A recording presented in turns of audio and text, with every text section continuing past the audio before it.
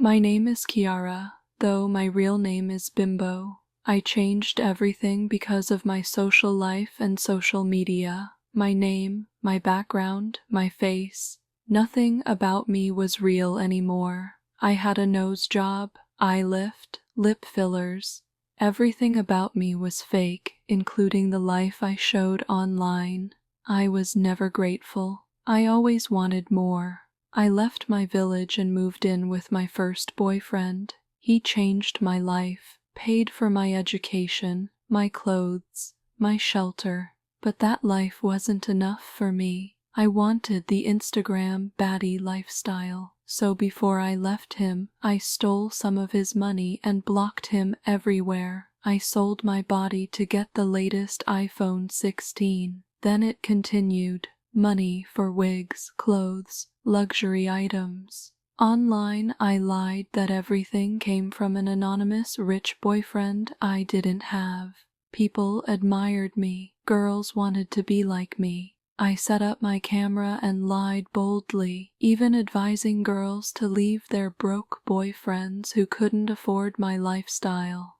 I edited my pictures and started making money from influencing. That was when I did my BBL. I met a friend, Clara, who introduced me to the big girl's life. I didn't want it to stop. One night we attended a party for rich men. We weren't invited, but we went anyway, dressed almost naked, desperate to be noticed. A man approached me. He wasn't handsome, just average, but his smile was warm and he looked rich. We talked and laughed. He offered to drop me off, but I lied that I had lost my house key so I could spend the night. He agreed. We were intimate. The next morning, he sent me 5 million naira. I was shocked, but hid it behind a smile. Soon, we started dating.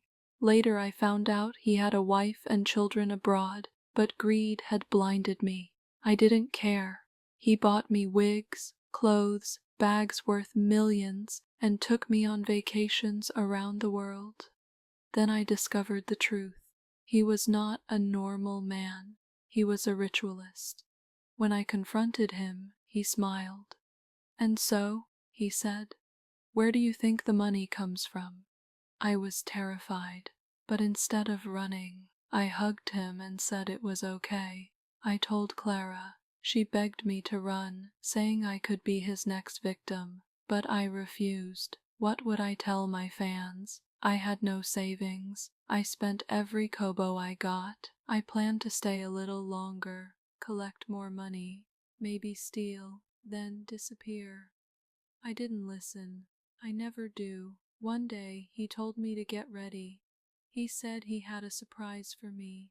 We drove to a busy area, but my heart felt uneasy. When I asked questions, he shouted at me to shut up. I saw a red building hidden by trees. 2 men dragged me out of the car. He said calmly, "Make sure you cut all her parts very well. Her head should be kept clean for the sacrifice." My heart raced. I tried to run, but my heels made me fall. That was the last day anyone heard from me. Rumors spread everywhere. I wish I had been grateful.